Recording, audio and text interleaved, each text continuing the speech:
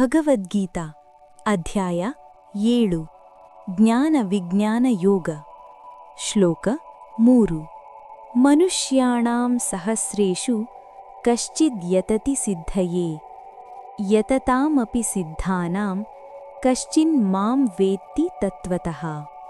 ಕನ್ನಡ ಅನುವಾದ.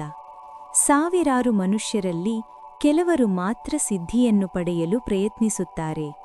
ಅಂತಹ ಪ್ರಯತ್ನಶೀಲರಲ್ಲಿಯೂ ಸಿದ್ಧಿಯನ್ನು ಪಡೆದವರಲ್ಲಿಯೂ ಕೆಲವರು ಮಾತ್ರ ನನ್ನನ್ನು ತತ್ವವಾಗಿ ಅರಿಯುತ್ತಾರೆ. ಅರ್ಥ: ಈ ಶ್ಲೋಕದಲ್ಲಿ ಶ್ರೀಕೃಷ್ಣನು ಆತ್ಮಜ್ಞಾನದ ದುರ್ಲಭತೆಯನ್ನು ವಿವರಿಸುತ್ತಾರೆ. ಬಹಳಷ್ಟು ಜನರು ಜೀವನವನ್ನು ಸಾಮಾನ್ಯ ಆಸೆ-ಆಕಾಂಕ್ಷೆಗಳಲ್ಲಿ ಕಳೆಯುತ್ತಾರೆ.